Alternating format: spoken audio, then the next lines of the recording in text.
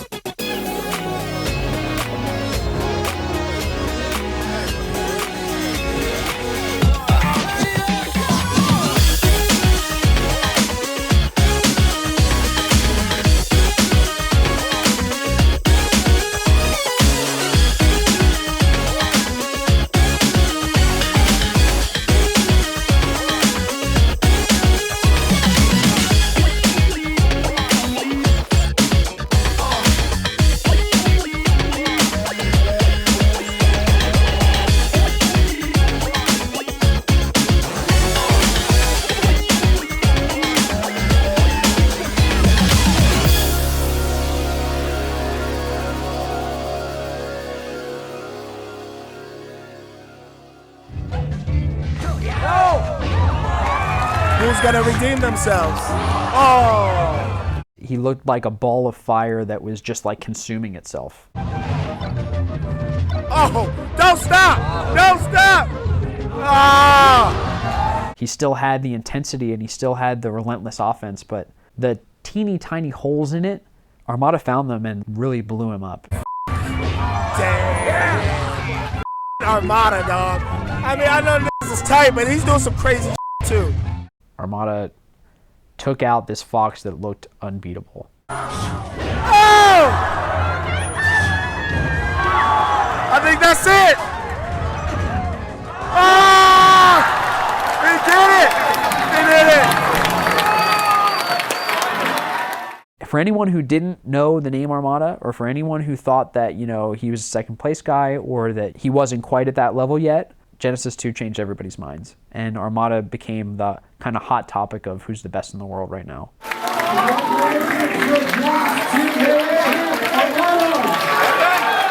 I wanted to go to the US that time as well. It was a dream for me to go to US with my brothers and like playing at this tournament. But it was beyond my dreams basically. It was expensive. But I got a message from Aniolas. I knew the dates when they were supposed to play, but I didn't know how it went at all until I got this message that morning. And it was Armada 1 Genesis 2. And I woke up and saw the message, Aniolas, you're in US, what are you? What the f***? Yes! I just ran away. So when I came back inside, I was thinking, I just want to play Smash again. We were so happy, and I just waited to see him so I can really congratulate him, hug him and everything. We all got so happy that he finally did it and saw that he had really practiced so hard to get there. I feel that was like a huge relief for me.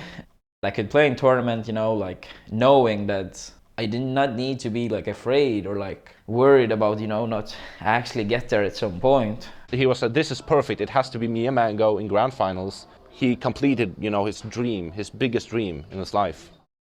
He got so happy that he won over him, and Then he like stopped talk about him, it felt like, cause now I have one over him, so now he doesn't count anymore, or something like that. And now, melee singles, first place, Armada. Give it up for Armada. That wasn't the first time he had lost to Armada, but that was the first time he had lost to Armada while he was trying. He lost, you know, he came short. I felt like his Fox kind of ran out of gas. I feel like I have that sympathy. Any Fox main will know that you only have like a certain amount of great matches under your Fox because you're gonna run out.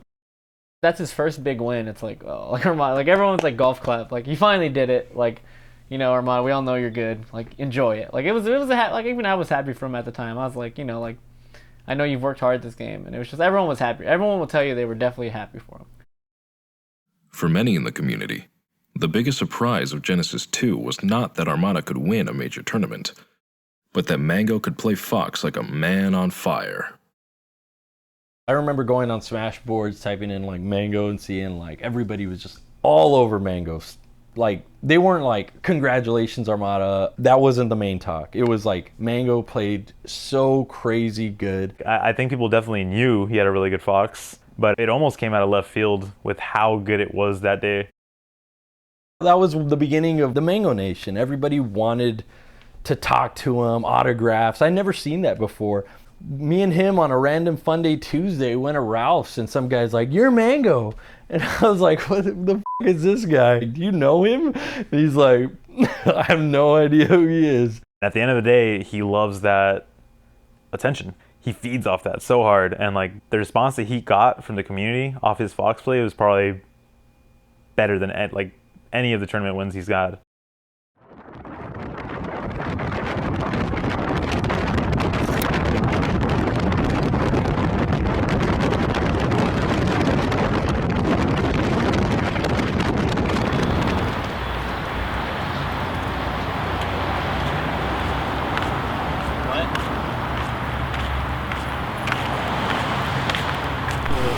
And I say, hell yeah, hell yeah. Why D? That's what I picked. That's what I'm rolling. You're just getting everything in D? I'm going all, I'm die hard D. If you want me, you can find me at Stage D. Go back. Yeah. Postage. Joey. Joey said to go for the 50-50 Imperial Eclipse Stout Java Coffee. I'm gonna go for that. Apparently that's where everyone goes. Oh, the doors are going. This really feels like I'm sweaty holding this cup. I know. There's like 13, 15 of us. So when we want to go on a crazy homie trip, it's hard to get everyone together. Everyone's got jobs. And find it. We're going up there? Back. Let's go. Back. Claim it. Oh yeah. Like, I love my friends, and like when we can get all of us in one place, like you were there. It's just fun time after fun time. What'd you get? What'd you get? Oh, I gotta get chocolate. I love being the one guy who looks. I love being that guy, dude. After every hit, we were amazed. We're like, Armada DI is better than anyone we've ever seen. Yeah. Including Mango. Yeah. You go giver, dude. I loved it, you know, obviously. It was good to get the gang back together. When Mango rests him, it's like, I am still this close to crying watching the YouTube video. Yeah. That's how incredible it was. Like, Mango pulled that shit out of his ass, dude. Like, I don't know. That was just a pure second. Fuck you, by the way. Fuck you, by the way. What's happening? I feel like he's not down airing enough. He's just approaching where neutral is. Yeah. Damn. Easy. I lost at Genesis 2. There was the huge loss of respect, and all my fans left, and I said, why am I playing for the respect of others? People didn't like how I played, and they didn't care if I won or lost. My personal life was in a lot of turmoil in addition to my Smash life. It was a very confusing time for me. But at a low point, you're most receptive to fundamental change. So in my huge disadvantage, there was a sparkling advantage for me. There are not as many people that can teach me about the game now. Only really 2, maybe 3 people left in the game. I'm not on good terms with one of them.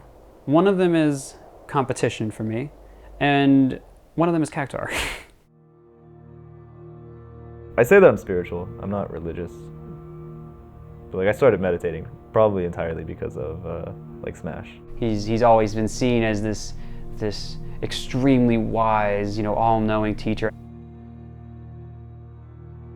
I spent a lot of time reading like other materials and trying to interpret it and apply it to Melee because I love Melee. I love talking about Melee. I love talking about how other things are through the lens of Melee with Melee players and getting them to understand things about the game that they didn't even think about it yet. He wants one day to retire to like a waterfall and have his Melee students seek him out so they can like train. I said, Cactus, CRTs don't run under waterfalls.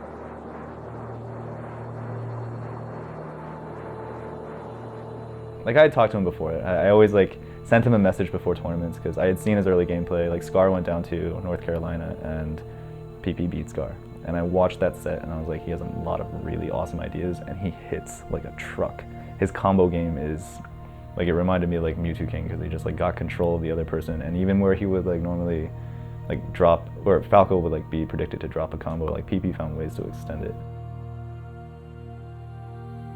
He hits so hard, but like I watched his neutral game stuff and it was like a lot more flowcharty and like he had a lot of planned sequences. He was very clearly like thinking several steps ahead of time and could find a lot of hits against somebody else who has a similar style. Like we see him versus Mewtwo King, we see him come out very victorious against Mewtwo King typically. But we started talking about Mango. After his defeat at Genesis 2, the kid from Norwalk retreated from the game almost entirely. But at that time, it was almost expected from him. An aspect of Melee's history that a lot of people don't talk about was kind of the dark ages back then. Streams weren't as established as they are now. The whole professionalism that came out of the streaming era, the esports era, what have you, EVO, FGC, wasn't there. And it was cool not to care back then in the way it is for like a teenager to be rebellious. And people would go to tournaments and split in finals and joke about it. Like, yeah, of course we split. Or of course I didn't go to that tournament. Yeah, I'm not going to drive 10 minutes for Melee, come on. And it really hurt attendance. And there were certain people, I think Mango being one of them, where their nonchalance really trickled through the tears. It was during this period that a documentary series entitled The Smash Brothers began production. The first tournament covered for the project was the last major of 2011, the fourth incarnation of the Revival of Melee series. Of the 5 gods, those in attendance were Mewtwo King, PPMD, and Mango. My relationship with Mango at this point is, shut up, you suck, no, you suck. We also kind of like needed each other to like do this to each other because we respected each other, but we would never say it. Just being guys and whatever, it was very strange. And we're playing friendlies and Mango's always saying, I'm never trying and you don't want me to really go try hard and all this stuff. And it was confusing because I take people pretty seriously because I'm a pretty honest and straightforward person. And he said, I play Red Falco only when I sandbag or whatever. Like that had been his thing. I play Red Falco for that. And he told me he was going to let me win. He told me, he's just like, I'm going to let you win, whatever. I don't really care about this tournament or anything, because he had the whole reputation. Everyone was johnning for him after every event. He wasn't trying. He was hungover. He's still the best if he wanted to be, whatever. He ended up going Red Falco in finals. I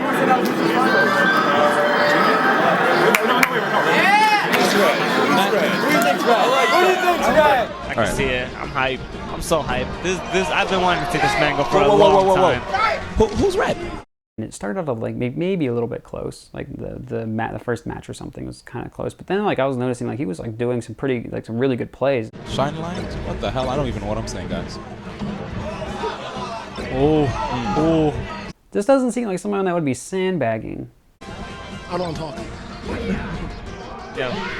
Remember, I'm pretty depressed and, taking this sandbagging thing very seriously. And I said, well, if he's sandbagging and he's able to beat me in matches, or he's able to do this well against me, I'm never going to be able to beat him if he's actually trying. And I was just like, oh, that was it for me. Like I was mentally shot halfway through the first game probably. And then of course he styles on me and everyone's like, ooh,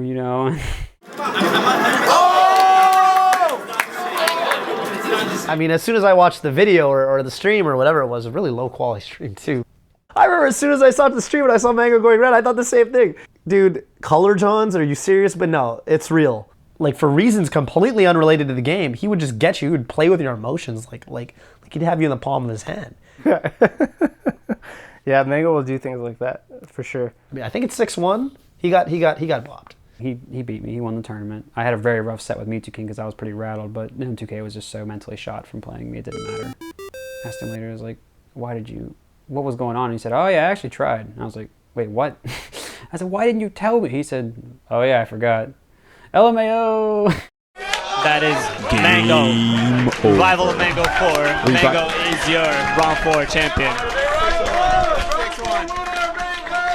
I told you guys. That's 6-1. Yo, was that tryhard? What up? No. It was the sickest mind game. He's such an idiot. Get this on camera. He's so dumb. He's got so simply tricked. He just like, I know his brain. I have it in my hand. I got the reads on that guy, man.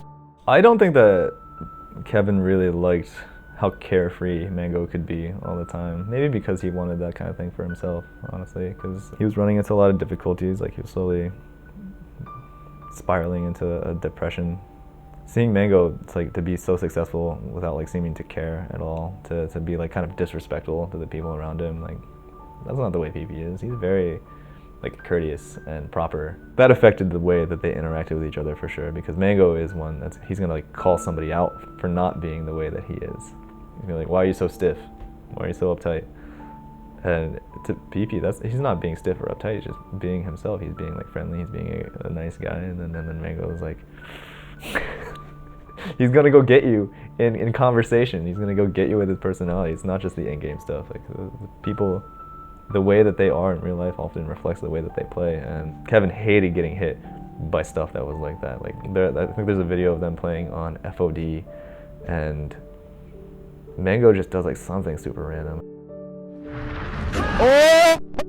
Kevin just like goes off the right side of FOD, and then he just like looks down and like, and just like lets himself fall. So he just looked at Mango. The way that he responded in that moment, I think, was very indicative to like the overall relationship that those two had. I think that moment by itself is just like that frustration that embodied a lot of that.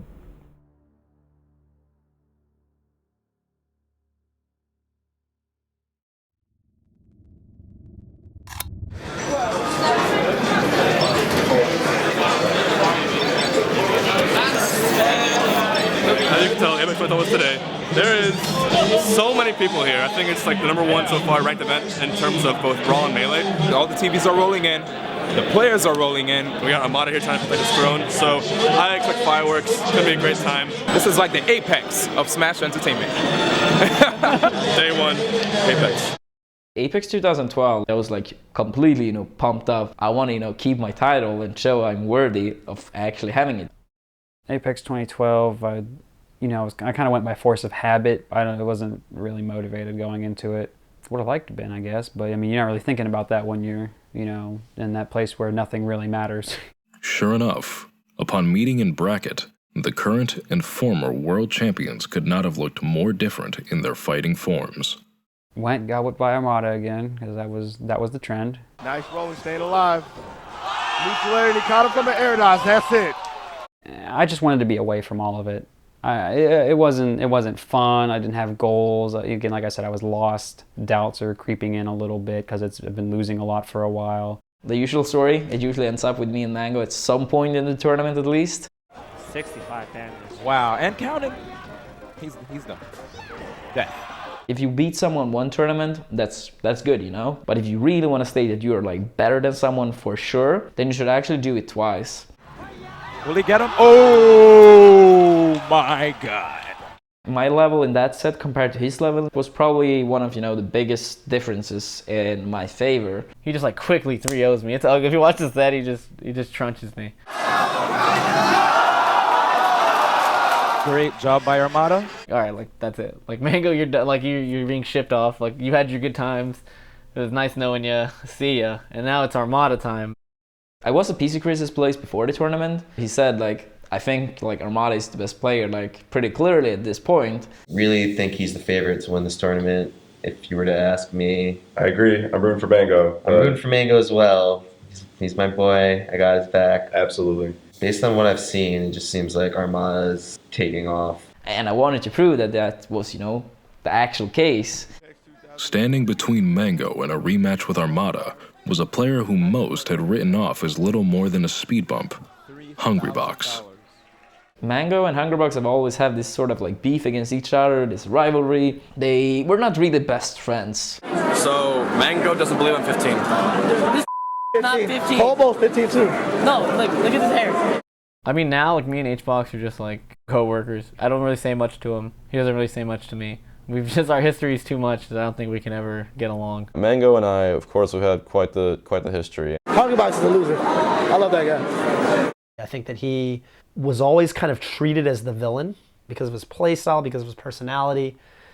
But he kind of got bullied a lot, especially by Mango. It's kind of like the popular kid in high school doesn't like you, that's a problem.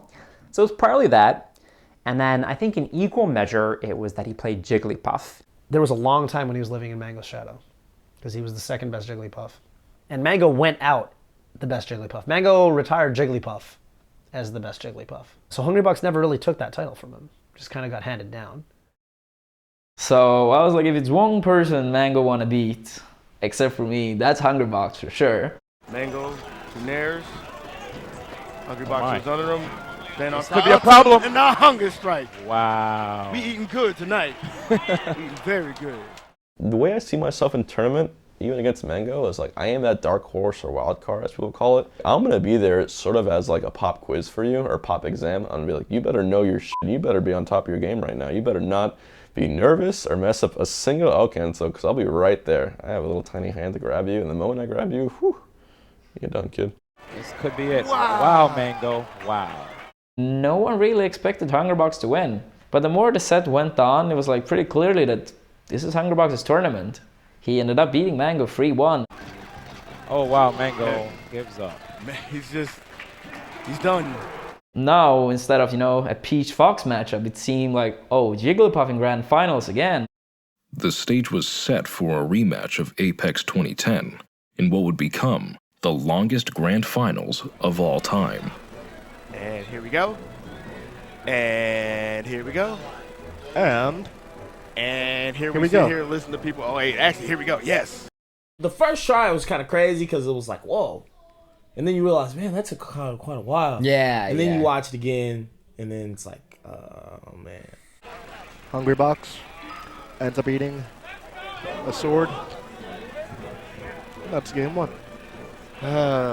He was doing much better than he did at like Pound 5, for example, but he could not really keep it up there. That sword right there, down there closing out game two. I wanted to finish. I just want to take my, second title. Armada is one bomb away from taking this all home, taking it back to Sweden. I go for such a risky dare. Box has to pull back. The down air that took away 40 minutes of my life. Ooh, and he gets a grab. And he calls him going down. Hungrybox is on the board. It was a pretty bad downer. Seabrick, a brawl player from Florida, is coming up. You see Seabrick, veteran brawl player, coming up to give Hungrybox some advice. His main offense was like, play this guy like you would play Brawl. And I did that. And I started sort of using my softer shield and sort of waiting it out. Doing this whole long pause of things. Oh, man, that's it. And we're going to set number 2, Seabrick MVP. Set number 2. The Hungrybox won, took a set, and then they went to another set. Man. Awful. It was like an hour-long set. It's pretty ridiculous for Melee. I hate to say this, but if you look up in the audience, a lot of people are walking out. The people towards the end of second set, a lot of people had already left their seats, and that was a bit sad, of course, but I wanted to win. Obviously, I get it, because in a tournament, you're going to play what you have to do to win. So, I respect that. But if it's boring, people are just going to leave. This is not... people aren't going to stay for our game if, you're just being lame-os. The current meta was just defensive, and we both were the best defensive players at the time. Sorry to the viewers of that. Armada with a very, very wise, using his second jump. Ooh, yeah! And he gets shield stabbed. Armada from Sweden, proving that today, He is the best. He won the next set 3-0 again. Again, mental fortitude, but I took a set off. And that was big for me. I took a set off at least. My winning streak, it started to become pretty solid. I had not been dropping a tournament in Europe since late 2008. I was winning twice in a row in America. It was great.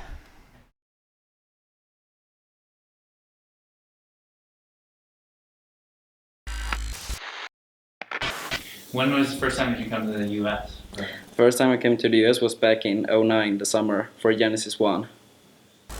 Nice. First tournament, you got fourth? Mario, and I tried Falco on the third best player in the state. And Your brother plays too, right? Yeah, two of my brothers actually. Anilas, my older brother, and Android, my little brother. Are they any good? Yeah, they're good. When you think about M2K versus, say, somebody like Mango, how would you compare their style? Okay. When I came home, I started practicing even harder, like all the time pretty much. And then Genesis 2, what happened there?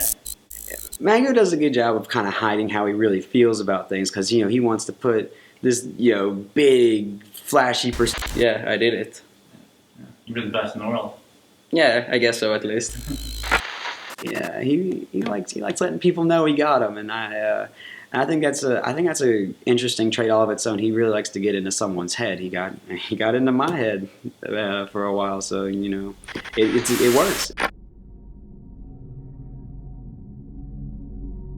At ROM, everyone was eating, and Mango had just beat PP in a Falco Ditto.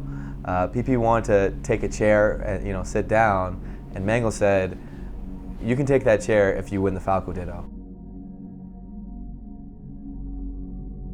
And since he just lost, PP couldn't sit down. I think after ROM 4, I think as I was going through so much, I kind of needed someone, and even if he was going to do that, I had a certain opinion of myself on a deeper level that I almost kind of deserved something like that.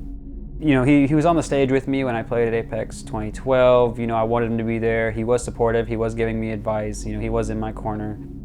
We stayed pretty close until the end of 2012, and things changed very drastically for us. We adapt our own play styles and develop ourselves specifically in response to certain players. This is a guy who is actually on my list and somebody who is challenging, and I have to play frequently at tournament, and is a barrier to me winning the tournament. Kevin saw Mango in that way. He had a lot of difficulty understanding Mango. Not really sure what Mango's triggers were, how to get him to get into certain positions, how to get him to play the way that he wanted him to play. He felt like he didn't have a whole lot of control against Mango in the neutral game, and yeah, we started talking. I toy around with the idea of there being two schools of thought. East Coast, West Coast are actually kind of interesting. They kind of almost represent that dividing line in some ways. There's a faction of people in Smash terms, we would say, they want to learn the frames, learn the game, hit your opponent as hard as possible, keep yourself safe. Then there's the other side. They are interested in picking apart the player, being unpredictable, learning to move in ways that would trick someone. And one's more rigid, one's free-flowing, one's perfectionist, one's stylish. You can almost divide the camps into perfectionist punishment, people neutral. I was not a neutral player. The thing that we focused on all the time was neutral game stuff. How do I think about Mango's tools? He just jumps up into the corner. He just jumps up in the corner and then falls down. I don't get it. But jumping up in the corner and falling down wasn't that simple. He's giving you the opportunity to make a mistake into his gameplay. He's kind of playing it like J-League play. Depending on how he felt about it, how Mango felt about it, he would either double jump or just come down out of nowhere and hit him with that and then convert it into a big combo.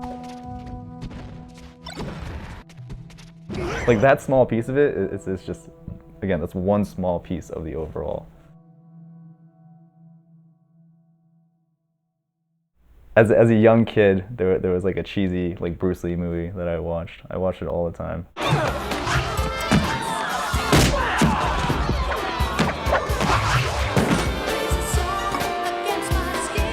over and over actually, and it was just like, it was the biography on Bruce Lee. Let's get out of here. He had to go through like really like heavy rehabilitation at one point because he like injured himself. In the movie they portray it as like a guy like kicked him in the back at the end of a fight being salty, but I think the actual thing was like it was a workout injury. Either way, he was laid out for a long time, and in that time started putting together a book on his philosophy, a book on the way that he like views the art of interacting with another person through combat.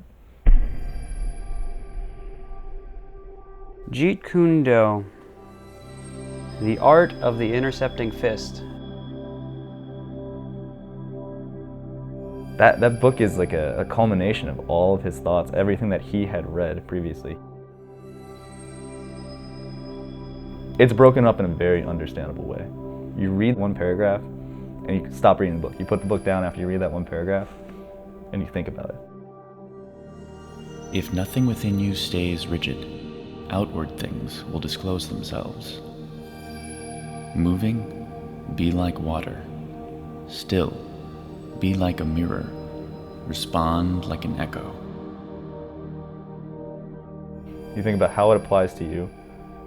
If you have the people around you who are also interested in that kind of thing, in this case, we had each other, you sit there and you talk about it. I was very rigid. I thought I did my neutral stuff really well. I didn't think I needed a lot of help with it. But he, in a very subtle and powerful way, as he does when he plays and when he teaches other people, he slowly began kind of getting me into it and getting me to read it.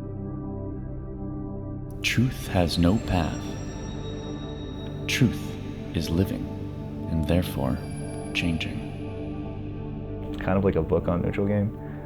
He broke down fighting into like these different tools and different moments that you're looking for. You're always trying to improve your overall coordination, your ability to like send a message from your like head to your body and like have that expressed into the world. He would talk about how rhythm was very important and what it meant to break your opponent's confidence when you took the rhythm away from them. Art of war strategies, like how you interact with other people, how you like misrepresent your resources, how you hide and conceal information. You're trying to put this in the video game terms, and it's hard because there's some things that you maybe can't, and there are some things that you maybe can, and you kind of have to wrestle with it. And we would always have such an intense dialogue. We spent a lot of time discussing that book and then how it applies to kind of like how the way Mango plays. He does like all of these things seemingly like just on a whim. We found ourselves constantly saying like, Mango does this. He does this, and he's never like thought about it or put it into words, but it's like a manual. I was so eager to do it, I finally learned how to go and get them like I always wanted to do. You know, Jeet Kune Do gave me the freedom. Bruce Lee, in his own way, kind of liberated me from the blocks I had placed on myself. He liberated me with my own hard work. I think he would prefer I probably said it that way. I don't know that Mango ever got to a point where he's like, yeah, PP got me really figured out, but PP got to a point where he was like, I've got Mango figured out.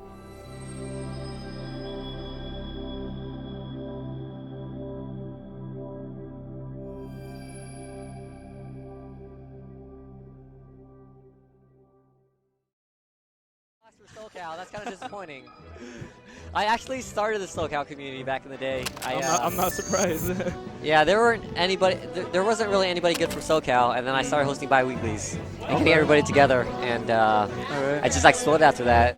1 year after defeating PPMD at ROM 4, a California-based tournament called Kings of Cali sprang up in Mango's backyard. PPMD made sure to be there. You know, I really hadn't liked how Mango had treated me over time, and I didn't like how everyone had like always perceived him, and I kind of wanted to do something about it. I came with my one goal, and I was to wreck that guy. But I actually came out, and I was so mad for so long, I got sick. My body just kind of gave out on me because I was in a high stress state. Oh man, Yogi's story. Both these guys are picking Yogi's story, which is a small aggressive Matt. So I'm guessing that Mango is the one that's tagged as Joey. He is. And actually, I don't even need to look at the tag. I'm looking at the way he's playing, and that's a Mango style. Dang, PP needs to get it together, man. Played Mango, and I think I got 3-0'd or something by him in winners finals. I don't really remember. There it is, the good hit. That's that it. was smart. That is it. He crouch canceled the back air to down smash. Mango takes commanding 3-0, man. It sucks. I took that loss pretty hard. I went outside and there was a buddy of mine, the same guy that helped me get into Toho music. He came out and he talked to me about it. He was the only one who did, and he was very nice to me about it, and he helped get me, psyched up to go back in there and try. Air to down air works. He got hit by those lasers. I guess I could say I channeled my rage. I kind of channeled my hatred.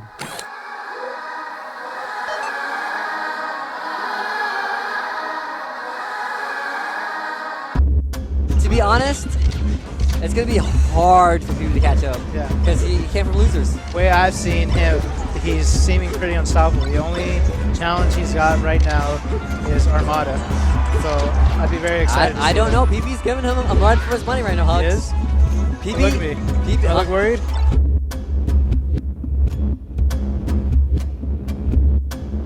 It's not a new story here. It's just Mango's just going to do his thing and win it. It's just a matter of him just getting into rhythm. Just getting into rhythm.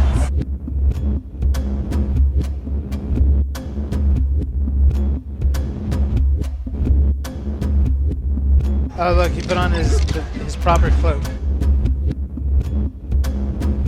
I think Mango got a taste of losing, didn't like it, spit it back out, and he wants to win. I don't know, man. PP can take the set, dude. So PP's lead. He has the eye of the tiger right now, man. He wants this so bad. Man, he wants this so bad, Hugs. You can see it. Oh, jeez, and that's it. That's it. The set resets. You know what you're saying? You're saying that Mango is going to lose 2 sets in a row to a guy who's never beaten him. With the SoCal crowd against me, with it being Falco Duos, with it being Mango, who played a really weird Falco.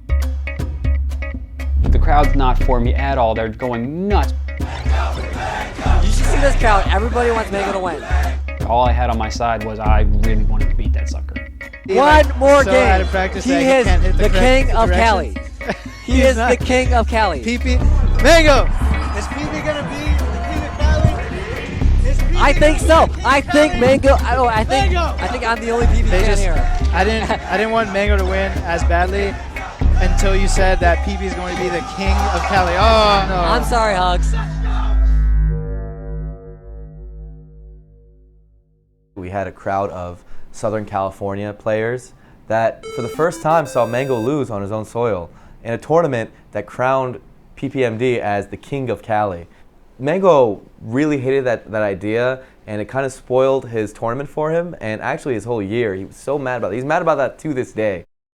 PP ended up beating him, and then Mango went up to him after to say like bye or something. Mango was like trying to follow me and say something afterwards.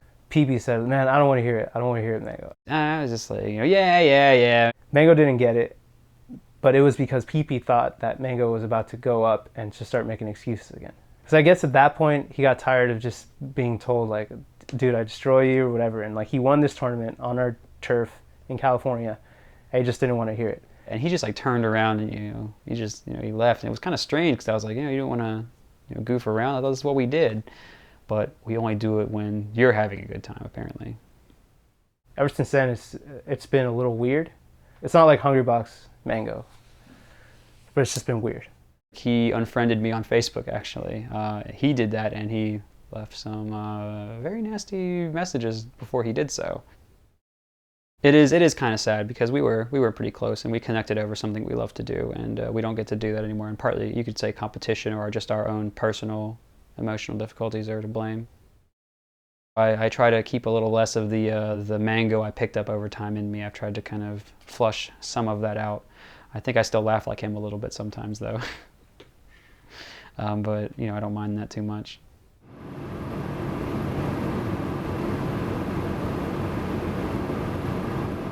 I was always a bit jealous of the fact that in America, like in certain regions, you had so many top players. You could always have people challenge you. And even if they did not, it was so many people to just play with. And I did not have that. I lived, with my brother. It was, always, the two of us playing. I had to travel like back and forth for like more than 3 hours to play with anyone. But the thing is, the community in Gothenburg were more or less dead. I played with like Mike Hager like every time I was in Gothenburg. For the entire of 2012, So the thing I had to do to keep up and actually winning all these tournaments for all these years was playing against computers. It became more of like doing the same routines over and over and over again. I thought it was not worth it anymore. I had felt that Armada's flame was not as strong as it once had been. Throughout the years, obviously he gives me a ton of advice, but I've also given him some advice and told him about some mechanics. I told him that shield dropping, you know, that's going to be the next big thing. And I was right, we see now everybody shield drops. And he was like, yeah, it's pretty good, but I don't know, it's a lot of work to put it in. And at that point it was like I knew that, okay, this Armada from 1 year ago would not have said that. He would have gotten excited about a new option that can in any way buff his character. So that was when I really knew that he's gonna quit. I decided to not tell anyone because I realized if I tell anyone, they are just gonna bother me with it. And if I do, you know, like tell anyone here in Sweden or Americans, people will try to convince me and it's only gonna distract me. Like I'd already decided I'm gonna go to Apex, but this is the last one.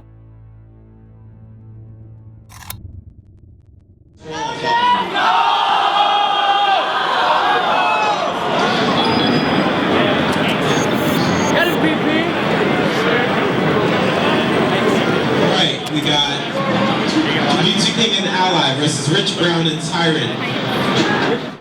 Apex 2013, he was definitely a threat. Nice, up there, closes it out. Going into it, I thought that he was going to win. And of course, that Nair, unlike Dr. Mario's. Ooh! Oh, he's just slapping the taste out of his mouth. Nowhere to run, nowhere to hide. This is like a DBZ battle right now. Ooh! You know what I hate to say? It's actually looking like Braun is just playing completely off the stage the entire time. We got another grab. Ooh, oh my God! Waveland there. Immediate. Wow. Beautiful King 3-stocking Mango. His robot is back. The robot is back. Mewtwo King, every time he got a grab, it was just like you had this fear, like I know he's going to take the stock, and he would. Ooh, what was that? Back throw Shoryu? You can never count him out. Never, you know, never sleep on the kid. But Mewtwo King, he was hanging in there. He was punishing Mango. Mango did look like, he looked normal. He looked like a human. Good by Mewtwo King to get out again. Nice. Good choice for taking down. Wow. I did not see it coming. Mango did not see it coming. And I'm not even sure if Mewtwo King saw it coming. 2 sets! He's done it twice today.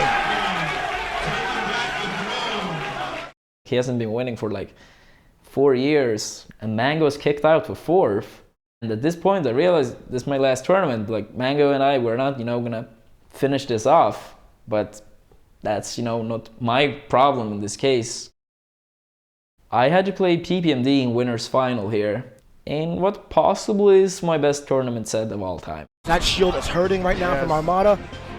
Peach stays alive for ages, especially on a stage like this. And Falco's known for comboing. When I touched him, he died. Ooh, nice by Armada to close out game 1. You could see like he got more and more frustrated that like, why is nothing really working here? Ooh. There's that trade. Good DI. But yes. And that's the set. Armada was punishing very hard. PP had several habits that Armada just had a lock on.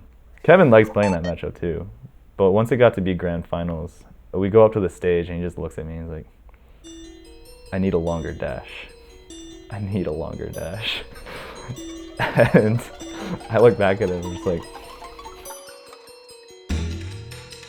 Falco is a bit complicated. It's very hard to be simple with that character. Marth is very simple in the same way that Bruce Lee kind of talked about. Whoa, whoa, whoa, whoa, he's using Marth? The Dr. PP Marth is out? I kind of like channeled all my depressive energy into learning the character. Falco was like the old self. He was confused, he was anxious. Marth was like the new, the chance to do something different with just pure movement. And then you see him have this insane dash dancing. This Marth is so different from Mewtwo King's. PP, he dash dance. He's totally fine. Oh, stuck. He's like using the fact that Marth goes so far from one dash. So Every time I tried to approach, he dashed away and punished me for it. Look at how fast he's moving. Regrab. Oh, this is ugly. People were like, is he really doing this? Is this serious? Oh, He's just gliding all over the level. He's doing exciting stuff we didn't know Marth could do. Let's go. And the USA champs have begun. And I was caught up in the moment. Jordan hit bump. He's dancing. We have a southern hoedown right now from Dr. Pee. And there's the air dodge, forward air, and we have a second set incoming. Everybody is like cheering. He's just like very excited. I'm very excited about it. We're just like mindlessly saying like meaningless things to each other. Like East Coast brings the hype. Like, what does that mean? It's almost me being like goofy. Maybe I went a little too far, you know. As we get into game one of set two. Armada made a lot of adaptations between the first set and the second. Armada opting to go for more dash attacks, it seems. Set 2, I aimed for playing a bit more aggressively. There were specific mix-ups that he gained access to because he saw that Kevin was constantly just up-throwing him. And again, just barely tossing him up. You see him going for up-throw almost like to a fault just to put him above him, because the idea there is like, as long as I have the positional advantage, as long as I keep him from being able to touch the ground, I can just shark him.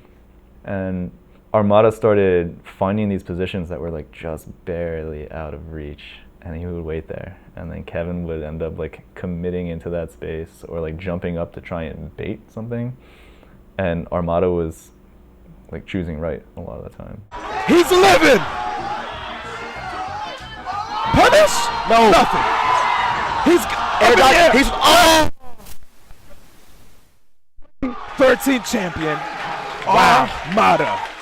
At third tournament in America, Mango, Hungerbox, PP, they all had been beating me in grand finals, and now the story was, you know, like ending. It felt great. Oh, I felt like I won the tournament. Oh, it didn't matter to me. I've never walked away from a tournament feeling like I won when I lost. I've never felt that way except for that tournament. Even though he didn't win that tournament, I think in an interview afterwards, he's like, I didn't win, but I felt like I won. I like welled up on the inside. I was just like, this was an amazing, amazing experience. And like, I'm so glad that I got to know him and have at least some part to do with his development in that way, because like, look at how he looks right now. Like he didn't even win. He didn't even win. And he was just.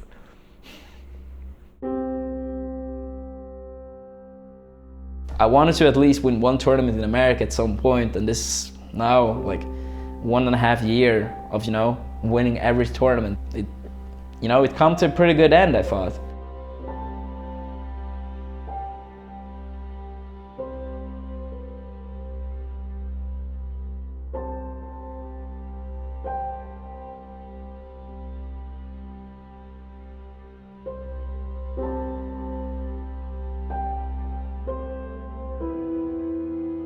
When Armada announced his retirement, Mango was furious.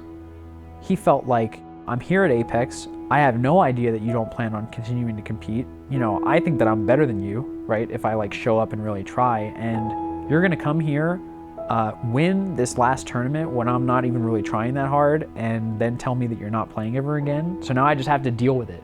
I have to deal with people thinking that you're the best because you quit when you were on top. Like, what is this? This is a cop-out. So he was definitely furious at that time, and there were lots of mean wall posts that Mango left for Armada. What am I gonna do with my life? This is what you did. You thought about Melee, and you thought about Armada, and you thought about how you'd put the two together, and that's what you did. There was no warning. I didn't feel like I had like a fair chance. I felt like we were just gonna keep doing this dance until we died, you know? Like I wanted to quit. Mango wanted to quit. I think M2K felt like that too.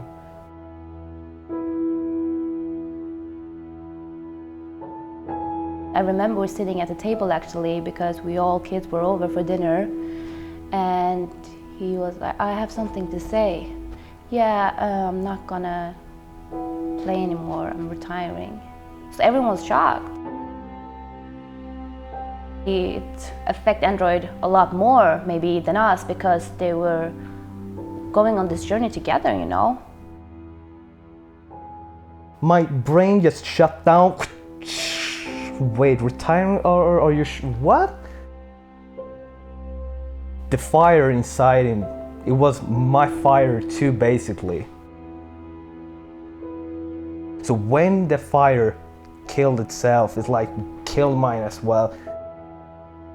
He was very sad about that, and that was a pretty emotional part for me actually, because if it's one person I can thank for reaching the top, it's Android. He was always there for me, and even, you know, back in the day, sometimes when he didn't want to play, I was, you know, like, I want to play so much, like, you know, help me. Even though I'm tired of the game, you are the one person I'm never gonna refuse playing against. But he was sad, and he told me, like, I always wanted to go to America with you, and I guess that's never gonna happen.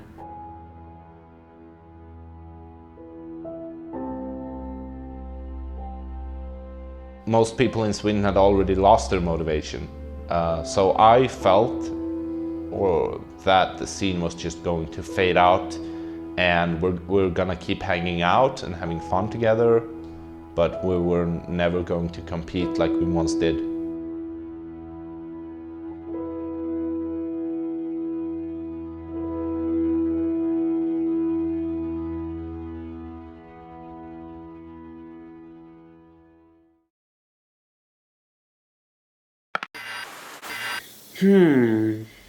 Looking ahead.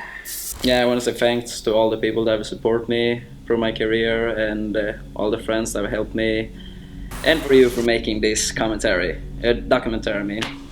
Yeah. Thanks. I want a new, really good player. I want a new good player. Doesn't matter who he plays, doesn't matter how he plays. I want a new good player, and I think that's one of the best things this game could have.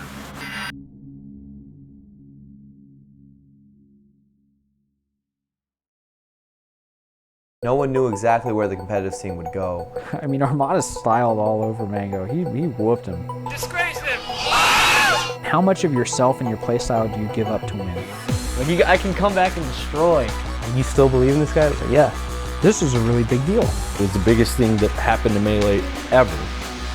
I'm not gonna go out like a buster. They're like dogs. They're just going back and like this dogfight. Latin very publicly stated, I'm going to slay each of these gods. It's not something that happened by accident. He wants to be the villain of the Smash community. I have actually never seen a more defeated man. One day I will be the god. Summer of Smash is gonna change Melee history forever.